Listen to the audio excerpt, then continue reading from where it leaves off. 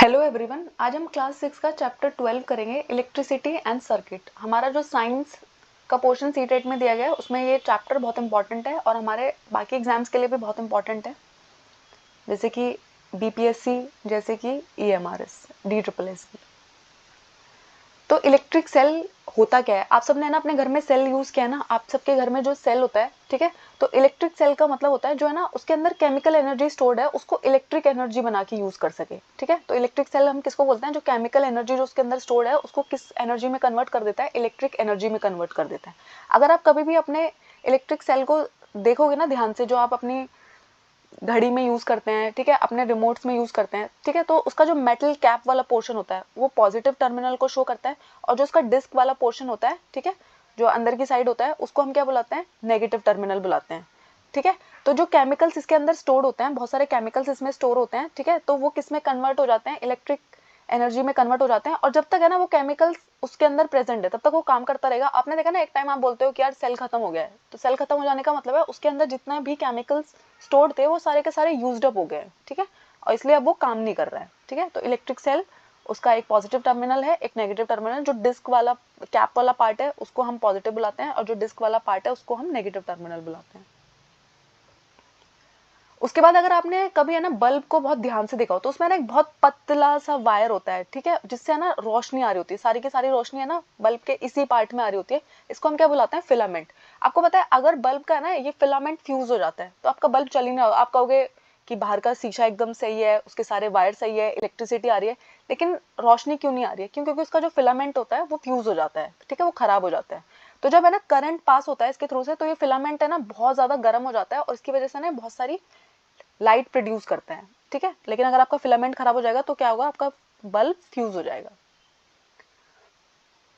और जो आपका करंट की डायरेक्शन होती है फ्लो करने की, ठीक है, वो क्या होती है? पॉजिटिव टू नेगेटिव टर्मिनल, ठीक है। तो करंट कैसे फ्लो करता है? जो आपका पॉजिटिव टर्मिनल होता है उससे है ना नेगेटिव टर्मिनल की तरफ जा रहे होते हैं, ठीक है। तो जब आप है ना बल्ब को कनेक्ट करते हो, ठीक है, तो फिलामेंट के पास पॉजिटिव टू नेगेटिव टर्मिनल्स के थ्रू करंट पास होकर जाएगा। फिलामेंट के पास जब लाइट पहुंचेगी तो क्या होगा? बल्ब आपका ग्लो करेगा। अगर आपका बल्ब ग्लो नहीं कर रहा है इसका मतलब है या तो आपने ठीक से उसे कनेक्ट नहीं किया है, ठीक है, या फिर आपका बल्ब फ्यूज हो गया है, ठीक है।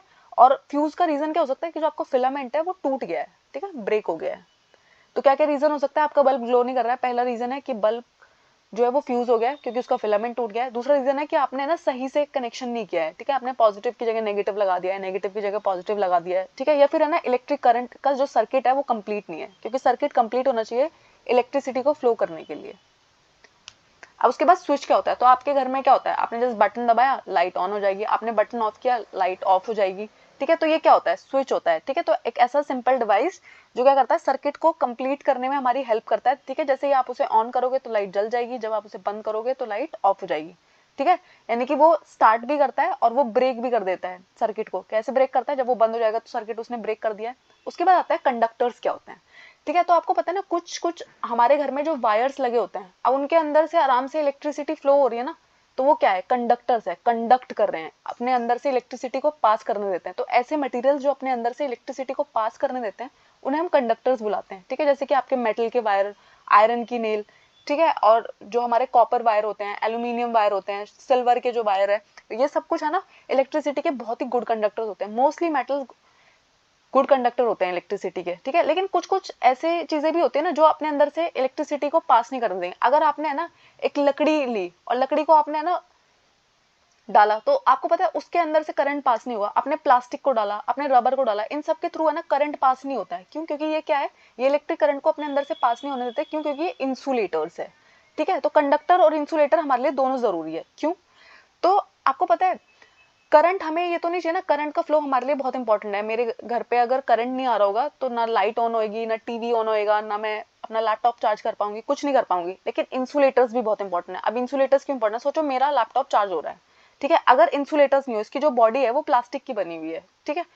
तो क्यों? क्योंकि अगर यहाँ पे अगर ये प्लास्टिक की बॉडी नहीं होती और मैं इसको टच करती है, चार्ज हो रहा होता तो मुझे करंट लगा करता ना, ठीक है। तो इंसुलेटर्स बहुत इंपॉर्टेंट है। जब आप स्विच ऑन करते हो वहां पे अंदर तो पूरा करंट फ्लो कर रहा है ना, लेकिन आपको करंट नहीं लगता है स्विच ऑन करते हुए। क्यों? क्योंकि जो उसकी बाहर की कवरिंग है वो प्लास्टिक की बनी हुई है। तो जो हमारे इलेक्ट्रिकल वायर के ऊपर जो कवरिंग हो रखी होती है वो भी प्लास्टिक की होती है। वो सब कुछ क्यों है? ताकि हमें करंट ना लगे, क्योंकि अगर सिर्फ आप मेटल वाले पार्ट को देखो ना, उससे हमें करंट लग सकता है। तो इसलिए कंडक्टर्स की भी अपनी इंपॉर्टेंट है, इलेक्ट्रिसिटी फ्लो ही नहीं करेगी अगर कंडक्टर्स नहीं होंगे, लेकिन अगर इंसुलेटर्स नहीं होंगे तो हमें भी तो बहुत ज्यादा करंट लगेगा ना, ठीक है। तो इसलिए वो बहुत इंपॉर्टेंट है। हमारे जो इलेक्ट्रिकल वायर्स है, हमारे जो प्लग के टॉप्स है, स्विचेस है, वो सब कुछ किससे बने हुए हैं? प्लास्टिक के बने होते हैं मोस्टली, ठीक है। ऐसे मटेरियल्स के बने होते हैं जिनमें से करंट फ्लो ना करे, ठीक है।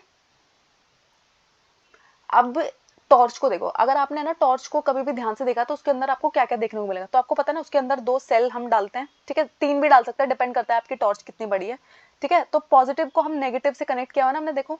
उसके बाद क्या क्या होता है आपकी टॉर्च में और क्या क्या देखने को मिलता है? इलेक्ट्रिक सेल प्रेजेंट होता है, फिर एक स्विच होता है ना जिससे आप ऑन या ऑफ करते हो, जिसको हम स्लाइड स्विच बोलते हैं। उसका जो बाहर का कवरिंग होता है वो प्लास्टिक का होता है, कभी कभी वो मेटल का भी बना हो सकता है, डिपेंड करता है कि आपके पास कैसी टॉर्च है। उसके बाद उसमें है ना बल्ब लगा होता है ना, रोशनी जिससे बाहर आती है। उसके बाद उसमें है ना रिफ्लेक्टर लगा होता है। रिफ्लेक्टर क्या होता है? आपने देखा ना टॉर्च की लाइट को जैसे आप ऑन करते हो ना, बहुत दूर तक वो लाइट भेज रही होती है, क्यों? इस रिफ्लेक्टर की हेल्प से। तो आपको पता होना चाहिए कि एक टॉर्च में क्या क्या कंपोनेंट होते हैं, ठीक है। तो उसमें सेल होना चाहिए, उसके अंदर स्लाइड स्विच होना चाहिए, प्लास्टिक केसिंग या फिर मेटल केसिंग हो सकती है, रिफ्लेक्टर होता है और बल्ब होता है। Thank you. आई होप आपको इस चैप्टर में कोई डाउट नहीं है। अगर कोई डाउट है तो मुझे कमेंट्स में बताइएगा।